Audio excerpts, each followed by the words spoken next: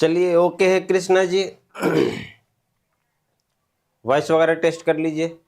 चलिए good morning students, क्या हाल चाल आप सभी का। आज के क्लास में सभी बच्चों का हार्दिक स्वागत है।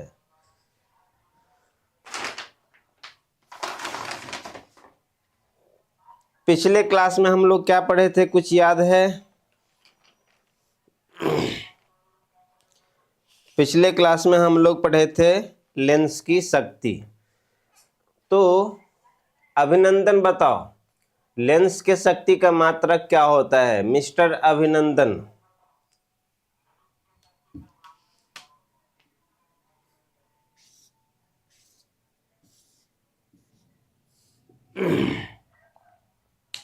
नहीं बताया क्या? चलो पूछेंगे इसके बाद। पहले हम इस टॉपिक को खत्म करते हैं। आज का टॉपिक है प्रिज्म। प्रिज्म क्या होता है और ये कैसे कार्य करता है, प्रिज्म से हम क्या क्या कर सकते हैं, ये सब देखने वाले हैं। तो प्रिज्म क्या होता है? इस प्रकार के आकार का ग्लास का बना हुआ एक टुकड़ा है। देखिए इसमें क्या है, दो समतल है, एक समतल ये, दूसरा समतल ये, दो प्लेन है। इस तरीके से दो कांच का प्लेन है और दोनों इस तरीके से झुका हुआ है। सब अलग, देखिए सभी में अपवर्तन का ही कंसेप्ट लग रहा है। आप देखे होंगे शुरू में हम लोग ग्लास स्लैब देखे थे जिसमें दो सतहें समांतर हुआ करती थी। ये ग्लास स्लैब है, ग्लास का टुकड़ा है, इसमें हम लोग अपवर्तन देखे हैं। फिर ग्लास स्लैब में हम ये देखे हैं कि कोई वस्तु अगर, जैसे कि यहाँ पानी से भी अपवर्तन देखे हैं। पानी का बकेट है, ये बकेट के पेंदी में अगर कोई वस्तु है तो थोड़ा सा ऊपर उठा हुआ महसूस हो रहा था। फिर हम लोग ग्लास स्लैब में देखे कि ग्लास स्लैब से प्रकाश किरण आ रही है तो अपवर्तन के बाद थोड़ा सा डेविएट हो जाती है। फिर हम लोग अपवर्तन लेंस से देखे जिसमें दो समतल जो है, ये दो देखिए दो प्लेन है, वो वक्रीय है, वक्रीय सतह है। यहाँ पे इस तरीके से सतह से अपवर्तन देखे तो अलग अलग प्रकार के सतहों से हम लोग अपवर्तन ही देख रहे हैं। अभी तक अपवर्तन ही चल रहा है, लेकिन कैसे सतह से, अलग अलग सतह से।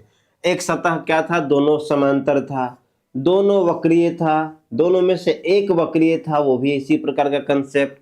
बकेट से हम लोग देखे कि समांतर पानी का लेयर है, उसके नीचे कुछ कॉइन रखा है तो कॉइन ऊपर महसूस हो रहा था। ये सारे के सारे अपवर्तन ही है। उसी प्रकार से अब हम लोग अगले शेप में जा रहे हैं कि एक ऐसा शेप है जिसमें दो समतल इस तरीके से झुका हुआ है। तो इस प्रकार के सतह से अपवर्तन कैसा होगा वो हम देखेंगे। तो जब दो समतल किसी कोण पे झुके हो, ये कोण है जिसको हम एंगल बोलते हैं ए, जब दो समतल किसी कोण पे झुके हो तो ऐसे स्ट्रक्चर को हम प्रिज्म कहते हैं। और इसमें माध्यम होगा पारदर्शी माध्यम, पारदर्शी माध्यम। दो पारदर्शी माध्यम से बने ऐसा स्ट्रक्चर जिसमें दो सतहें इस तरीके से किसी कोण पे झुके हो उसको बोलेंगे प्रिज्म। और जिस कोण पे झुका होगा, जिस कोण पे झुका होगा इसको बोलेंगे प्रिज्म कोण। तो ये प्रिज्म कोण है, ये कहलाएगा प्रिज्म कोण। अब इस प्रिज्म से जब प्रकाश की किरण आपतित कराएंगे तो उसका अपवर्तन कैसे होगा, प्रकाश किधर निर्गत करेगा, आते हुए प्रकाश को कितना डेविएशन मिलेगा, ये सारे के सारे चीजों को देखने वाले हैं। तो चलिए हम लोग प्रारंभ करते हैं।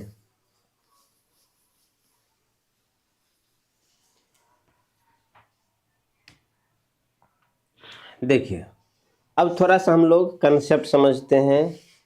ये प्रिज्म है, प्रिज्म हवा में रखा है, जूम करते हैं तो हवा का अपवर्तनांक 1 है और प्रिज्म का अपवर्तनांक म्यू है। फिर दूसरे साइड हवा है, उसका अपवर्तनांक 1 है। प्रकाश की किरण आ रही है ऐसे, प्रकाश की किरण ऐसे आ रही है। अब यह है विरल माध्यम, यह है सघन माध्यम। जब विरल से सघन में जाएगा तो प्रकाश की किरण थोड़ा सा मुड़ेगा, ऐसे मुड़ गया, सीधा न जाके मुड़ गया। अब फिर किधर मुड़ेगा, देखिए अभिलंब ये है अभिलंब। तो अभिलंब की तरफ मुड़ता है जब विरल से सघन में जाता है। इस सतह पे अभिलंब ऐसा होगा, यहाँ पर अभिलंब ये है। फिर प्रकाश की किरण सघन माध्यम से विरल में जाएगा, यहाँ से यहाँ जाएगा, सघन से विरल में जाएगा तो अभिलंब से दूर भागेगा, तो कहीं ये इधर भाग गया। तो ये है आपतित किरण, ये है आपतित किरण और ये है निर्गत किरण, निर्गत किरण, राइट, कोई दिक्कत नहीं। अब यहाँ पर एक शब्द है विचलन कोण, यहाँ पर एक शब्द है विचलन कोण, एंगल ऑफ डेविएशन, विचलन कोण। ये क्या होता है? तो आपतित किरण कौन सा था? ये वाला। निर्गत किरण कौन सा था? ये वाला। तो आपतित किरण और निर्गत किरण के बीच का जो कोण होगा, ये इसको बोलते हैं विचलन कोण। आपतित किरण सीधा आ रहा था, चला गया इधर, तो आते हुए किरण और निकलते हुए किरण के बीच का जो कोण होगा वही कहलाएगा विचलन कोण। तो इस अध्याय का हमारे पास सबसे इंपॉर्टेंट जो पॉइंट है वो ये है, विचलन कोण ज्ञात करना है। ये आपका डेरिवेशन में भी आता है, 5 अंक में डेरिवेशन में भी आएगा कि विचलन कोण, न्यूनतम विचलन कोण कितना होगा, तो ये सारे को देखने वाले हैं। तो सबसे पहले विचलन कोण को समझिए कि विचलन कोण होता क्या है। फिर से मैं डायग्राम बना रहा हूं, देख लीजिए। पहले बोर्ड पे लिखे हुए पॉइंट्स को पढ़िए एक बार, बोर्ड पे लिखे हुए पॉइंट्स को पढ़िए एक बार। प्रिज्म क्या होता है? किसी कोण पर झुके दो समतल पृष्ठों का समांग पारदर्शी माध्यम प्रिज्म कहलाता है, जैसे कि नीचे में डायग्राम में दिख रहा है। और दोनों पृष्ठों, दो समतल पृष्ठ जो झुके हुए हैं, उनके बीच के कोण को प्रिज्म कोण कहते हैं, एंगल ऑफ प्रिज्म कहते हैं। आगे बढ़ते हैं। अब प्रकाश का विचलन प्रिज्म से प्रकाश का विचलन, तो यहाँ पर सभी टर्म्स को समझेंगे।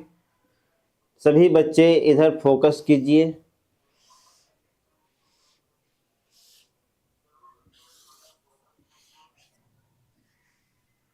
सीधा नहीं बन रहा जी, ये हो गया अपना सीधा सीधा प्रिज्म। अभी भी टेढ़ा है, आप लोग की तरह कलाकार नहीं है हम। ये है प्रिज्म। अब प्रिज्म का ये कोण हो गया, angle of prism A, prism कोण। प्रकाश की किरण आ रही है, आपतित किरण, अभिलंब अभिलंब।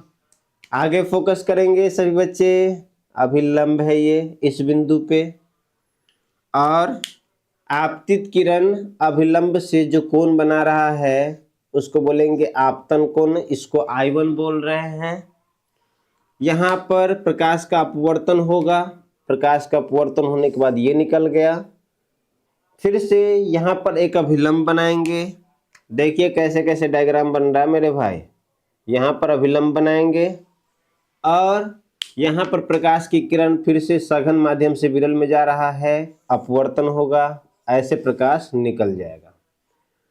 अब ये प्रकाश ऐसे जा रहा था, ऐसे सीधा जा रहा था, ऐसे सीधा जा रहा था, और निकल गया प्रकाश ऐसे। तो आपतित किरण और निर्गत किरण के बीच का जो कोण होगा, ये क्या बोलते हैं इसको? विचलन कोण, एंगल ऑफ डेविएशन, विचलन कोण बोल दिए इसको। और भी एंगल को हम बनाएंगे। कौन कौन से एंगल को बनाएंगे? एंगल का हम कलर चेंज कर रहे हैं ताकि आपको समझ में आए। ये है विचलन कोण, ये है प्रिज्म कोण, ये है आपतन कोण I1, ये है, ये कोण क्या है देखिए, ये अपवर्तित किरण और अभिलंब के बीच का कोण क्या कहलाएगा? अपवर्तन कोण R1। अपवर्तित किरण, ये जो ऐसे आ रहा था, अपवर्तन के बाद इधर चला गया, अपवर्तित किरण और अभिलंब के बीच का कोण अपवर्तन कोण R1। और यहाँ भी हम नाम देंगे इसको R2। ये क्या है? आपतित किरण और आपतित किरण और सेकेंड सरफेस पे, ये सरफेस 1 है, अब सरफेस 2 पे देखते हैं। सरफेस 2 पे आपतित किरण और अभिलंब के बीच का कोण हम R2 लिख रहे हैं। और देखिए अभिलंब और निर्गत किरण के बीच के कोण को हम I2 नाम दे रहे हैं, नाम अलग अलग दे रहे हैं। निर्गत किरण है, अभिलंब है। निर्गत किरण और अभिलंब के बीच के कोण को I2 नाम दे रहे हैं। और इसका नाम देखिए, इसका नाम कुछ देंगे, आपतित किरण और अपवर्तित किरण। आपतित किरण अपवर्तित किरण के बीच का डेविएशन जो हो रहा है उसको क्या बोलेंगे, डेल्टा 1। और यहाँ पर फिर से आपतित किरण और अपवर्तित किरण के बीच के कोण को हम डेल्टा 2 नाम दे रहे हैं। क्या फोटो स्पष्ट है? बहुत कुछ इसमें हो गया, कंप्लीट इतना डायग्राम बन गया। इसमें सीधा आप डेरिवेशन स्टार्ट होगा। बहुत हल्के में डिराइव कर देंगे, बहुत भारी नहीं है। हमको निकालना है विचलन कोण। देखिए एकदम शॉर्ट स्टेप में कर रहे हैं, लैंग्वेज नहीं लिख रहे हैं। विचलन कोण निकालना है। विचलन कोण ये निकालना है। क्या होगा, अब इस त्रिभुज में देखते हैं। एक त्रिभुज आप देखिए, ये त्रिभुज देखिए, ऐसे ऐसे ऐसे त्रिभुज को दिखा रहे हैं। देखिए 1 2 3 त्रिभुज को मैं यहां बना ले रहा हूं। देखिए एक त्रिभुज ऐसा दिख रहा होगा आपके पास। ये त्रिभुज है जिसमें ये कोण यहां से लेके एक पॉइंट ये, दूसरा पॉइंट ये, तीसरा पॉइंट ये, त्रिभुज दिख रहा है। त्रिभुज देखिए, अब इस त्रिभुज में ये कोण डेल्टा 1 डेल्टा 2। अब इसमें आप क्या बोलोगे, सर ये लग रहा है हमको कि बहिष्ठ कोण है ये, और बहिष्ठ कोण सुदूर के अंतः कोणों के योग के बराबर होता है। आप यही बोलोगे कि बहिष्ठ कोण सुदूर के अंतः कोण के योग के बराबर होता है। तो इसको हम क्या लिख सकते हैं, डेल्टा 1 प्लस डेल्टा 2 लिख सकते हैं। इसमें कोई कंफ्यूजन है, ये विचलन कोण सुदूर के अंतः कोण के योग के बराबर है। तो डेल्टा बराबर डेल्टा 1 प्लस डेल्टा 2 इतना। इसको भी दोबारा कर देते हैं ताकि आपको कंफ्यूजन ना हो। पहला स्टेप फोटो बनाने के बाद फिर भी आवाज हो रहा है, किसी किसी का दांत दिख रहा है, इधर देखो। तो हमने क्या किया, विचलन कोण सुदूर के अंतः कोण के योग के बराबर है, तो ये स्टेप कर दिए, बहुत आसान था। दूसरा स्टेप जो हम बोल रहे थे, दूसरा स्टेप देखो, यहाँ पर डायग्राम है। ये जो कोण है, ये वाला कोण, ये कोण किसके बराबर होगा, इस पूरा के बराबर हो जाएगा। देखो ध्यान से, ये जो कोण है वो इसके बराबर है। क्यों? क्योंकि एक ऐसे आ रहा है, ये किरण ऐसे आ रहा है, और आपतित किरण ऐसे जा रहा है। तो ये जो एंगल है I1 वो इसके बराबर हो जाएगा, I1 के बराबर। तो ये पूरा जो एंगल है वो कितना है, I1 है। तो I1 बराबर R1 प्लस डेल्टा 1। तो हम लिखेंगे I1 बराबर R1 प्लस डेल्टा 1। यहाँ से डेल्टा 1 हम निकाल लेंगे, तो डेल्टा 1 बराबर क्या हो जाएगा, I1 माइनस R1। एक ये मिला। यही कंसेप्ट यहाँ लगाएंगे। I2 ये पूरा है, ये पूरा I2 है, तो ये पूरा I2 किसके बराबर, इसके बराबर, इसके बराबर हो जाएगा पूरा I2। ये है, ये दोनों एंगल बराबर है, ये दोनों एंगल बराबर है। क्यों? आप ऐसे क्रॉस करता है कोई लाइन तो सामने का एंगल बराबर होता है, तो ये एंगल इसके बराबर है। तो I2 बराबर R2 प्लस डेल्टा 2। तो डेल्टा 2 बराबर क्या हो जाएगा, यहाँ पर डेल्टा 2 बराबर हो जाएगा I2 माइनस R2। और इन दोनों वैल्यू को हम क्या रखेंगे, इस वाले इक्वेशन में रखेंगे। इन दोनों वैल्यू को यहाँ रखेंगे, तो डेल्टा बराबर क्या मिल जाएगा, डेल्टा 1 का वैल्यू क्या है, I1 माइनस R1। फिर डेल्टा 2 का वैल्यू क्या है, I2 माइनस R2। और जितना भी I वाला टर्म है उसको एक साथ लिखेंगे, तो डेल्टा बराबर I1 plus I2 minus R1 minus R2। तो ये भी आएगा, इसका अगला स्टेप में इसको ले आते हैं।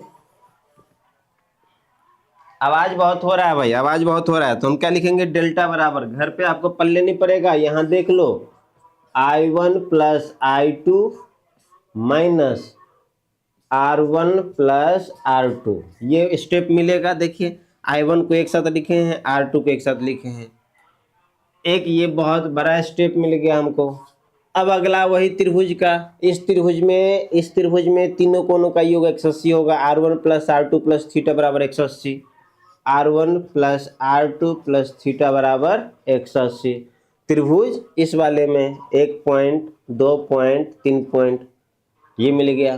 फिर चतुर्भुज इस वाले में बड़ा जो दिख रहा है, 1 पॉइंट, 2 पॉइंट, 3 पॉइंट, 4 पॉइंट, ये जो चतुर्भुज है इसमें ये एंगल कितना होगा, देखो अभिलंब है इस वाले पे तो 90 डिग्री, ये पूरा एंगल कितना होगा 90 डिग्री, ये है ए, ये है थीटा, तो 90 प्लस 90 प्लस ए प्लस थीटा बराबर 360 डिग्री। यहाँ से ए प्लस थीटा बराबर कितना होगा, 90 90 इधर घटाएंगे तो 180 डिग्री। अब ये इक्वेशन है, ये वाला इक्वेशन है, इक्वेशन 2, इक्वेशन इसको 2 ले लेते हैं, इसको 3 ले लेते हैं, इस साइड का बराबर है तो इधर भी बराबर हो जाएगा। यहाँ से r1 plus R two plus theta, r1 plus R two plus theta बराबर ये a प्लस थीटा हो जाएगा, थीटा थीटा कट गया तो r1 प्लस आर टू बराबर a के बराबर होगा। ये स्टेप जो हम पिछली बार निकाले थे वो स्टेप आ गया। तो आपके पास विचलन का फिलहाल 2 फॉर्मूला मिल गया। विचलन का कौन कौन सा फॉर्मूला, विचलन कोण बराबर I1 plus I2 minus R1 plus R2 ये है, तो एक ये कंडीशन है। दूसरा R1 प्लस R2 A के बराबर है, R1 प्लस R2 A के बराबर है, तो ये है। अब ये दोनों विचलन के लिए हेल्प है। अब ये विचलन तो निकल गया, लेकिन पूछता है न्यूनतम विचलन, न्यूनतम विचलन। तो न्यूनतम विचलन कब होगा, न्यूनतम विचलन तब होगा, न्यूनतम विचलन तब होगा जब I1 और I2 का मान बराबर हो। I1 I2 का मान अगर बराबर होगा तो R1 और R2 का मान भी बराबर होगा। ये कंडीशन है, आपको पूछेगा एग्जाम में। न्यूनतम विचलन कब होगा, जब I1 और I2 का मान बराबर हो और R1 और R2 का मान बराबर हो। ये कंडीशन फॉलो होने के बाद ही न्यूनतम विचलन होगा। ये कंडीशन फॉलो होगा तो न्यूनतम विचलन होगा। मतलब आपतन कोण और निर्गत कोण बराबर हो तो न्यूनतम विचलन होगा, मतलब कम से कम डेविएशन होगा।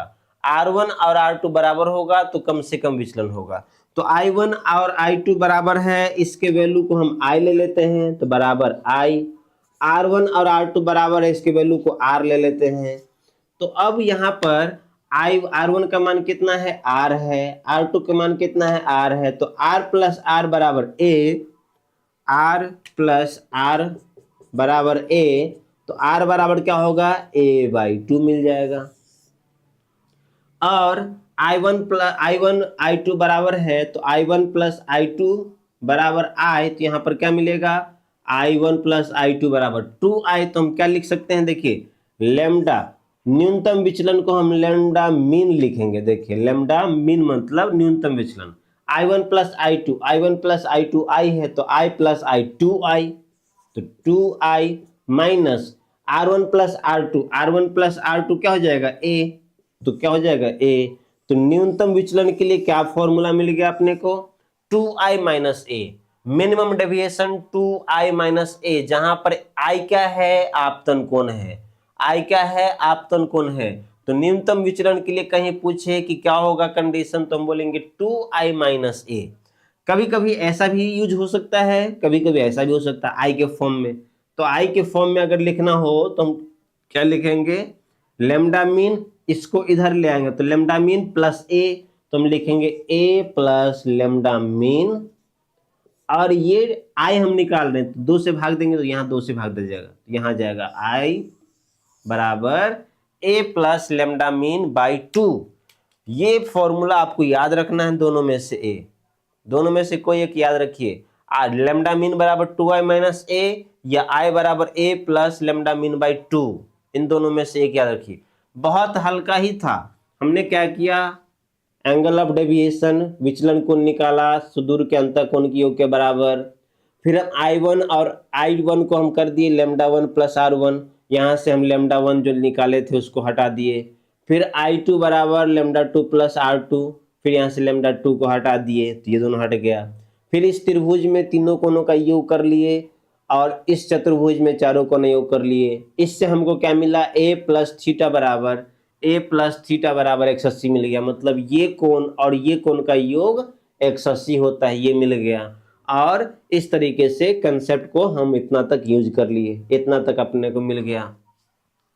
फिर A plus theta 180, R1 plus R2 A के बराबर मिल गया। R1 प्लस R2 आपको याद भी रखना है इस रिजल्ट को, R1 प्लस R2 A के बराबर। फिर न्यूनतम विचलन के लिए कंडीशन क्या है, न्यूनतम विचलन तब होता है जब इस साइड का कोण इस साइड के कोण के बराबर हो, मतलब आपतन कोण निर्गत कोण के बराबर हो। I1 बराबर I2, उसको I ले लिए, और R1 बराबर R2, उसको R ले लिए, और इसी वैल्यू को यहाँ पर डाले तो लेमडा मीन जो मिला 2i माइनस ए मिल गया, और I के फॉर्म में निकाले तो a plus lambda mean by 2। इन दोनों फॉर्मूले को फटाफट मुझे याद करके सुनाइए। इसको भी याद कर लीजिए, इसको भी याद कर लीजिए, इसको भी याद करना है, इसको भी याद करना है, फिर हम आगे बढ़ेंगे, क्योंकि आगे भी स्टेप है, आगे भी स्टेप्स है, बहुत इंपॉर्टेंट है। एक और फॉर्मूला जो आपके ऑब्जेक्टिव में सीधा सीधा आता है, याद करके सुनाइए अभी फटाफट।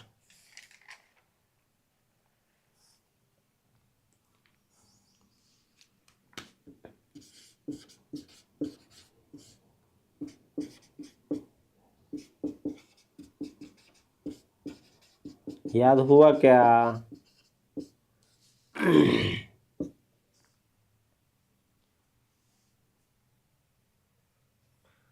सतह एक पर स्नेल का नियम लगाइए। अब इस सरफेस पर, ये जो सरफेस है उस पर स्नेल का नियम लगाते हैं। यहाँ से एक फॉर्मूला लिख लेगा। क्या है स्नेल का नियम? μ1 इंटू साइन आई बराबर μ2 इंटू साइन आर, ये है स्नेल का नियम। अब यहाँ पर μ1 का मान, इधर हवा है तो अपवर्तनांक 1, प्रिज्म का अपवर्तनांक म्यू, दूसरी साइड हवा है, अपवर्तनांक 1, तो हम क्या लिखेंगे? हम लिखेंगे 1 इंटू साइन आई का मान कितना है? आई ही है, बराबर μ2 की जगह म्यू इंटू साइन आर का मान क्या है? आर है। अब यहाँ पर लिखेंगे आई का मान क्या है? ये है, तो 1 इंटू साइन आई का मान क्या डालेंगे? ए प्लस लेमडा मीन बाई 2 बराबर म्यू इंटू साइन आर का मान क्या है? साइन आर का मान देखिए, आर यहाँ पर क्या मिला है? ए बाई 2, तो साइन ए बाई 2। यहाँ से म्यू का वैल्यू अगर निकालना हो तो म्यू बराबर क्या हो जाएगा? म्यू एक साइड, इसको इधर ले आएंगे, तो sine A plus lambda mean by 2 बटे साइन ए बाई 2। तो अगर प्रिज्म में बोले प्रिज्म का अपवर्तनांक ज्ञात करें, अगर बोले कि पतले प्रिज्म में न्यूनतम विचलन जब हो रहा होगा उस समय प्रिज्म का अपवर्तनांक क्या होगा, उसके लिए ये फॉर्मूला यूज करना है। म्यू बराबर sine A plus lambda mean by 2 बटे साइन ए बाई 2। म्यू बराबर sine A plus lambda mean by 2 बटे साइन ए बाई 2। ये फॉर्मूला आपको उपयोग करना है। कब? जब बोले प्रिज्म का अपवर्तनांक ज्ञात करें, प्रिज्म का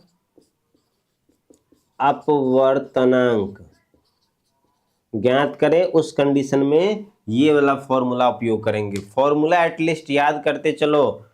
प्रिज्म का अपवर्तनांक म्यू बराबर sine A plus lambda mean by 2 बटे साइन ए बाई 2।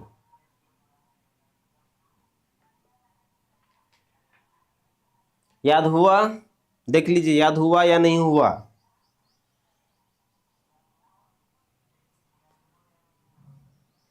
अब यहां से एक और फॉर्मूला हम लोग डिराइव करेंगे। क्या है फॉर्मूला? फॉर्मूला देखिए एक और क्या है। अगर प्रिज्म पतला हो, प्रिज्म पतला कहने का मतलब, प्रिज्म पतला कैसे? प्रिज्म देखिए कितना पतला है। प्रिज्म पतला हो मतलब ये जो एंगल ऑफ प्रिज्म है वो लेस देन 10 डिग्री हो। तो ये अगर लेस देन 10 डिग्री होगा तो ये बहुत कम होगा, ये बहुत कम होगा। तो साइन के अंदर का कोण बहुत कम होता है, तो साइन थीटा को सिंपली हम क्या लिख सकते हैं? थीटा लिख सकते हैं। अगर थीटा का मान बहुत कम हो तो साइन थीटा को थीटा लिख सकते हैं। तो उसी तरीके से sine A plus lambda mean by 2 को simply A plus lambda mean by 2 लिख सकते हैं। तो पतले प्रिज्म के लिए, पतले प्रिज्म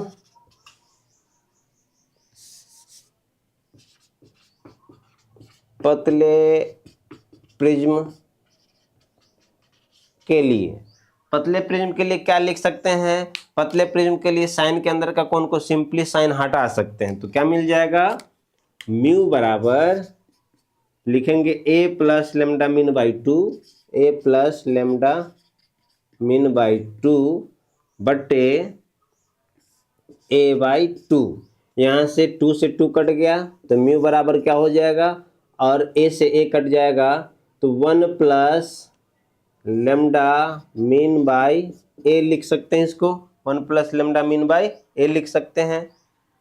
और लेमडा मीन अगर निकालना हो या इस स्टेप को छोड़ देंगे तो भी हो जाएगा, ए प्लस लेमडा मीन बराबर, इसको इधर भेज देंगे तो म्यू इंटू ए आ जाएगा।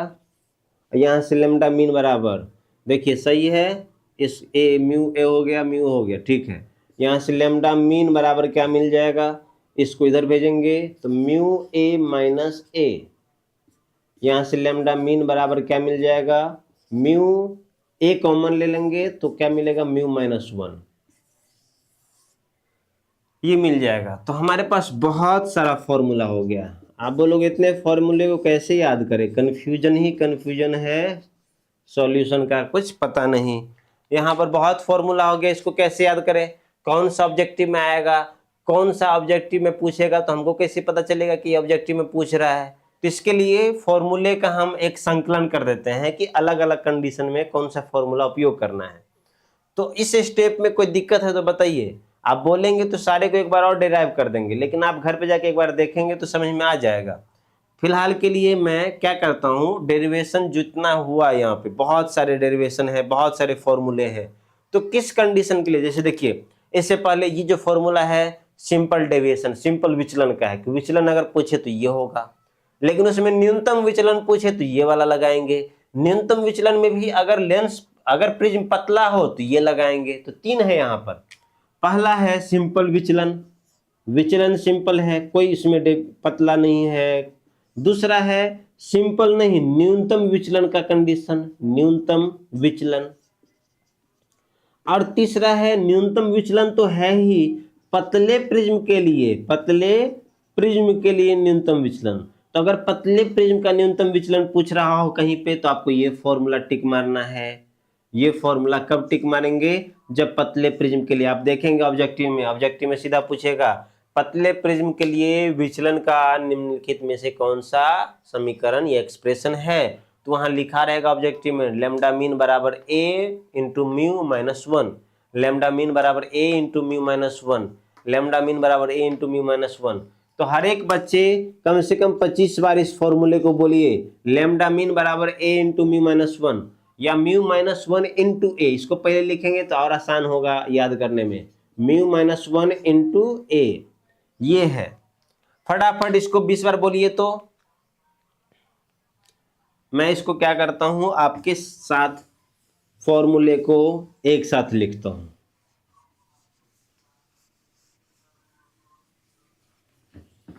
चलिए मेरे साथ सभी बच्चे फॉर्मूले को अब याद करते हैं। एक भी बच्चे इधर उधर नजर नहीं दोहराएंगे, फॉर्मूले को याद रखेंगे। चलिए पहला है, अगर पूछे सिंपल विचलन, प्रिज्म से विचलन, अगर प्रिज्म से विचलन की बात कर रहा है तो कौन कौन से फॉर्मूला होगा, तो कौन कौन से फॉर्मूला होगा प्रिज्म से विचलन के लिए। लेमडा बराबर क्या था, I1 प्लस I2 माइनस ए, I1 plus I2 minus R1 plus R2 था, लेकिन R1 प्लस R2 ए के बराबर था, ये बात हमको याद है। आप इसको चाहो तो R1 प्लस R2 लिख सकते हो, लेकिन R1 प्लस R2 किसके बराबर, ए के बराबर, तो ये को हटा के क्या डालेंगे, ए। तो पहला ये है, और यहीं पर आप याद रखेंगे R1 प्लस R2 बराबर ए। तो प्रिज्म से विचलन के लिए अपने पास ये फॉर्मूला है। प्रिज्म से विचलन के लिए डेल्टा लेमडा बराबर क्या होगा, I1 प्लस I2 माइनस ए, R1 प्लस R2 ए के बराबर। पहला कंडीशन ये है, फर्स्ट ये है। दूसरा था न्यूनतम विचलन, दूसरा क्या है, न्यूनतम विचलन। न्यूनतम विचलन के लिए क्या कंडीशन था, I1 बराबर I2 बराबर R, R1 बराबर R2 बराबर R, I1 बराबर I2 बराबर I, R1 बराबर R2 बराबर R। यहां से क्या मिल गया फॉर्मूला, कोई एक याद रख सकते हैं, लेमडा मीन या I। तो लेमडा मीन बराबर क्या फॉर्मूला मिल गया, 2I माइनस ए, इसको याद रख सकते हैं, या I बराबर ए प्लस लेमडा मीन बाई 2, जो भी पूछे यहां से याद रख सकते हैं। और साथ में ये भी याद रख सकते हैं, R बराबर ए बटे 2। देखिए 2 फॉर्मूला यहां मिल गया। दो फॉर्मूला यहाँ पर मिल गया। और नेक्स्ट क्या था, नेक्स्ट था इसी में एक और था, इसी में म्यू अगर पूछता, न्यूनतम विचलन में अगर अपवर्तनांक पूछे प्रिज्म का, तो क्या बोलेंगे, sine A plus lambda mean by 2 बटे साइन ए बाई 2। ये है न्यूनतम विचलन के लिए 3 केस। और पतले प्रिज्म के लिए अगर पूछे, पतले प्रिज्म के लिए, पतले प्रिज्म के लिए तो डेल्टा मीन क्या हो जाएगा, म्यू माइनस 1 इंटू ए, ये हो जाएगा। इतना फॉर्मूला मुझे ना 5 मिनट में फटाफट याद चाहिए। 53 हुआ है, इस साइड के लिखे हुए सारे फॉर्मूले 5 मिनट में याद चाहिए। फटाफट याद करना शुरू कर दीजिए। आप समझने में टाइम नहीं देते हैं तो याद करने में दीजिए कम से कम। इतना ही फॉर्मूला है, इसी पे सारा का सारा बन जाएगा।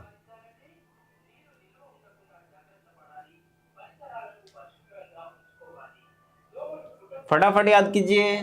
प्रिज्म से विचलन के लिए फॉर्मूला लेमडा बराबर I1 प्लस I2 माइनस ए। ये है आपतन कोण, निर्गत कोण और प्रिज्म कोण। R1 प्लस R2 बराबर ए, ये याद रखना है। फिर न्यूनतम विचलन की बात करेगा तो न्यूनतम विचलन बराबर डेल्टा मीन होता है, delta min 2i minus A, R बराबर ए बाई 2। और यहाँ पर ये फॉर्मूला वेरी वेरी इंपॉर्टेंट। अगर प्रिज्म कोण की बात करें, न्यूनतम विचलन में प्रिज्म कोण की बात करें, न्यूनतम विचलन में प्रिज्म कोण की बात करें तो म्यू बराबर sine A plus lambda mean by 2 बटे साइन ए बाई 2। म्यू बराबर sine A plus lambda mean by 2 बटे साइन ए बाई 2, न्यूनतम विचलन। लेकिन पतले प्रिज्म की बात करें, पतले प्रिज्म की बात करें तो लेमडा मीन बराबर क्या हो जाएगा, म्यू माइनस 1 इंटू ए। लेमडा मीन बराबर म्यू माइनस 1 इंटू ए। इस चारों पांचों फॉर्मूले को एकदम जुबान पे याद रखिए तो आपका ऑब्जेक्टिव नहीं छूटेगा लेंस से। फटाफट याद कीजिए, फटाफट फटाफट फटाफट। आपको फर्स्ट चैप्टर का इंपॉर्टेंट क्वेश्चन भेज दिए हैं, सेकंड चैप्टर का भी भेज रहे हैं, थर्ड चैप्टर का भी भेज देते हैं, फोर्थ चैप्टर का भी भेज देते हैं, सेवेंथ चैप्टर का भेज दिए हैं एसी का। तो एक दो चैप्टर का इंपॉर्टेंट नहीं भेजे हुए वो भी भेज देते हैं। और टेस्ट में आपका रिजल्ट बहुत खराब रहा है, टेस्ट में आपका रिजल्ट थोड़ा सा देख लेते हैं एक बार, तब तक आप याद कीजिए।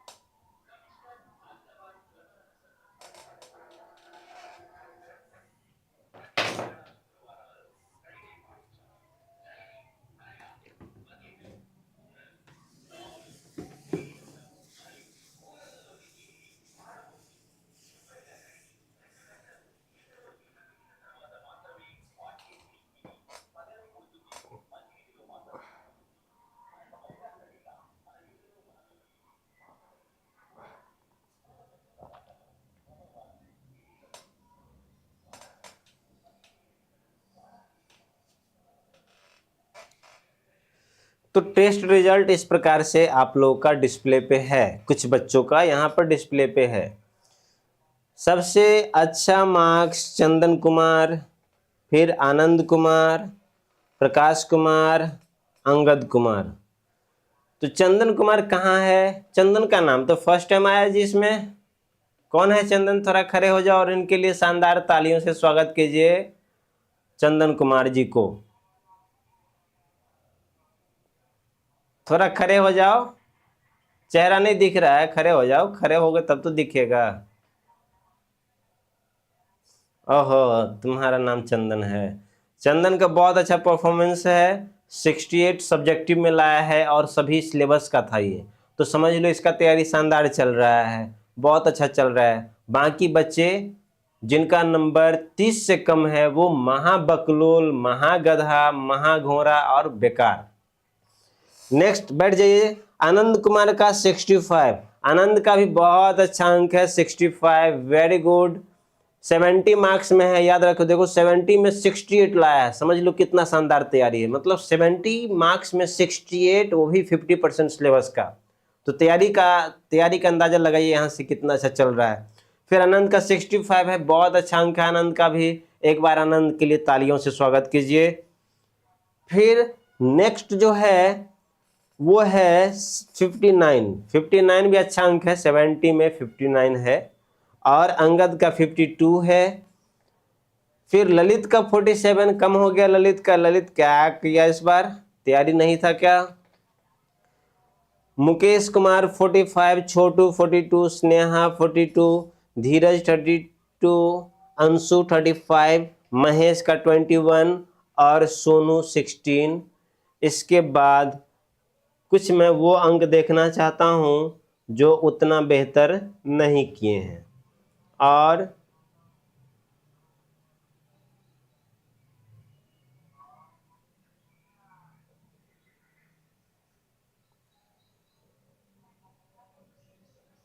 राजेश कुमार जी, आपका परफॉर्मेंस बहुत खराब है। राजेश कहाँ है? एक बार राजेश को खड़े करके थोड़ा कैमरे के सामने लाइए। मिस्टर राजेश, मिस्टर कहाँ है राजेश? राजेश को ढूंढ रहा है पब्लिक। है क्या राजेश? कैमरा थोड़ा सही से नहीं लगा है, यहाँ से ऊपर नहीं जा रहा है। कृष्णा जी कैमरा थोड़ा सही से लगाएगा तब ना ऊपर जाएगा, ऊपर लगाना है। नीचे आप लटका देते हैं तो ऊपर कैसे जाएगा वो?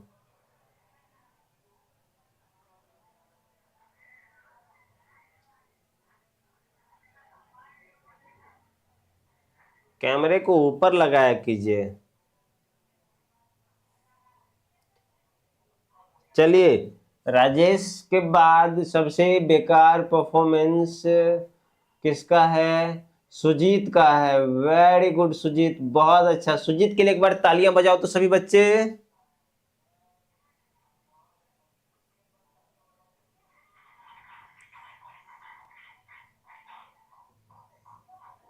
चलो, बाकी बच्चे ठीक ठाक किए हैं लेकिन नंबर बहुत कम आए हैं।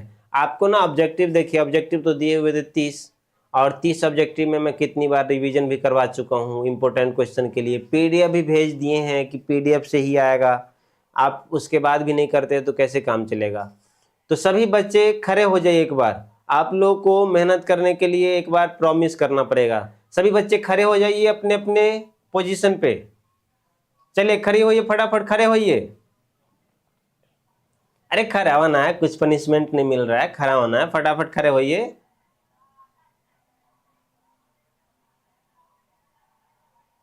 हर एक बच्चों को खड़े होना है, बैठने से काम नहीं चलेगा।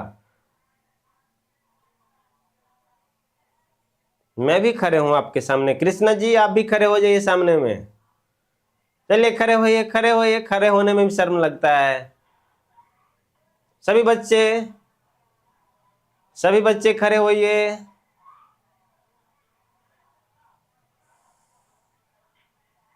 सभी बच्चे खड़े हो जाइए। कौन खड़े नहीं हुए? बैठे बैठे कमर भी दर्द कर रहा होगा।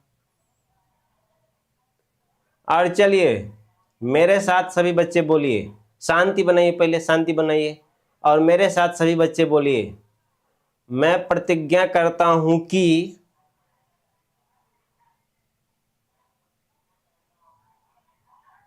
अरे बोलो, नहीं सब बोलेगा तभी आगे बढ़ेंगे। मैं प्रतिज्ञा करता हूं कि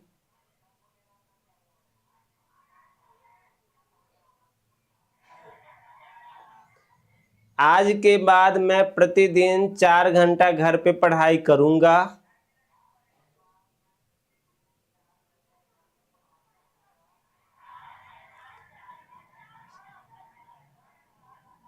बोर्ड एक कम से कम 4 घंटा है, बोर्ड एग्जाम नजदीक है तो बोर्ड एग्जाम में अच्छे अंक का भरपूर प्रयास करूंगा।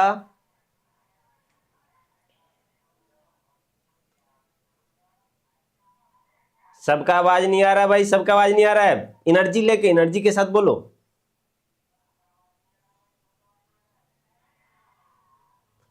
डेली प्रतिदिन कम से कम मैं 5 प्रश्नों को याद करके आऊंगा।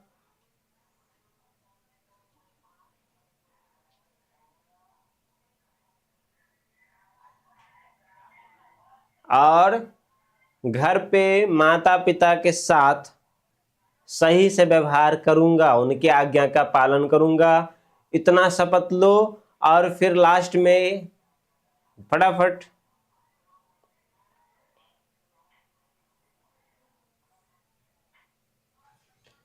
और लास्ट में ये बोलो कि अगर मैं प्रतिदिन पढ़ाई नहीं करता हूं या करती हूं तो मेरी विद्या नाश हो जाएगा।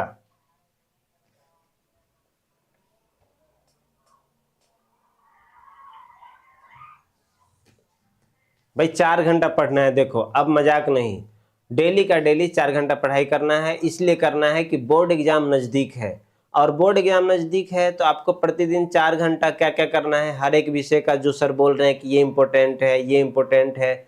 आप अगर प्रतिदिन अभी 2 प्रश्न भी याद करते हैं, आपके पास अभी है समय, आप 2 प्रश्न याद करोगे तो आपके बोर्ड एग्जाम में बहुत अच्छे अंक आएंगे। और आप बोलोगे सर 2 प्रश्न कौन सा याद करें, तो आपको हर एक विषय का इंपॉर्टेंट क्वेश्चन मैं देते जा रहा हूं। देखिए फर्स्ट का दे दिया हूं, सेकंड का पीडीएफ सब बना हुआ है, आंसर भी लिखा हुआ वो भी भेज रहा हूं, थर्ड का भी आंसर लिखा है, फोर्थ का भी आंसर लिखा है, 7 का भी लिखा हुआ है, ऑप्टिक्स का आपको मैं इंपॉर्टेंट क्वेश्चन लिख के भेज रहा हूं वो भी मिल जाएगा। तो जब आंसर है, ऑब्जेक्टिव दिया हुआ है, सब्जेक्टिव का आंसर है, तो याद करने में क्या दिक्कत है। आप अभी 2 प्रश्न याद करने में आपको कोई मेहनत नहीं लगेगा, लेकिन आप इसी प्रश्न को आप बोर्ड के समय याद करोगे तो आप बोलोगे सर बोर्ड के समय एक साथ फिजिक्स में 50 क्वेश्चन, केमिस्ट्री में 50 क्वेश्चन कैसे याद करें। तो इस बेहतरीन उपाय है कि अभी से थोड़ा थोड़ा याद करेंगे। अगर अभी से थोड़े थोड़े याद करते हैं तो बोर्ड एग्जाम के समय आपको ज्यादा हेडेक नहीं पड़ेगा, बहुत आसानी से आप संपूर्ण कोर्स को आप बहुत आसानी से सॉल्व कर सकते हैं। अभी याद करेंगे, हम लोग नवंबर दिसंबर में क्रैश कोर्स भी करेंगे, तो जो याद रहेगा उसको सिर्फ पॉलिश मारना है। हो सकता है टूटा फूटा भाषा में याद रहे, तो आप नवंबर दिसंबर में उस टूटे फूटे भाषा को क्रैश कोर्स में आप अच्छे से याद कर सकते हैं। तो अभी आप टूटे फूटे भाषा में तो याद करो कम से कम, कहाँ याद कर रहे हैं, 10 बार पढ़े, थोड़ा सा याद हुआ कोई दिक्कत नहीं, थोड़ा सा याद हुआ आप नवंबर दिसंबर में मेरे साथ कंप्लीट याद कर लेना। लेकिन थोड़े थोड़े याद रहेगा, कोर्स टॉपिक पता रहेगा, इंपॉर्टेंट क्वेश्चन पता रहेगा, 4 बार आप पढ़े रहेंगे तो आसान हो जाएगा। और जो बच्चे ट्यूशन फी जमा नहीं किए हैं एटलीस्ट 80%, वो फटाफट ट्यूशन फी जमा कर दीजिएगा। 80% से कम ट्यूशन फी वाले को दिक्कत हो जाएगा, उनको पीडीएफ भी नहीं भेजेंगे इंपॉर्टेंट क्वेश्चन का, इसलिए पीडीएफ नहीं भेज रहे थे। तो पीडीएफ हम एक चैप्टर का भी भेज देते हैं, जो नहीं भी फी जमा किया उसको भी, लेकिन थर्ड चैप्टर का भी पीडीएफ नहीं भेजेंगे जब तक आप पूरा का पूरा 80% फी जमा नहीं करते। तो आज मैं सेकंड चैप्टर का पीडीएफ भेज रहा हूँ, इंपॉर्टेंट क्वेश्चन, ऑब्जेक्टिव और सब्जेक्टिव सब कुछ है उसमें, आपको रट्टा मार जाना उस पीडीएफ को, बाकी कोई टेंशन नहीं लेना है, सारा का सारा वहीं से आ जाएगा। तो आज इतना ही रखते हैं। और कृष्णा जी जो 68 नंबर लाया है चंदन जी को कल एक शानदार इनाम कुछ भी अपने तरफ से दीजिए, अच्छा पेन दीजिए, जो भी हो सम्मानित कीजिए इस बच्चे को, क्योंकि बहुत मेहनत किया है। आपके तरफ से कोई मेडल होगा, मेडल होगा ऑफिस में लाए थे आप, मेडल देके कल सम्मानित करके हमको वीडियो भेजिए। अगर आज होगा तो आज ही करके वीडियो भेजिए हमको फटाफट।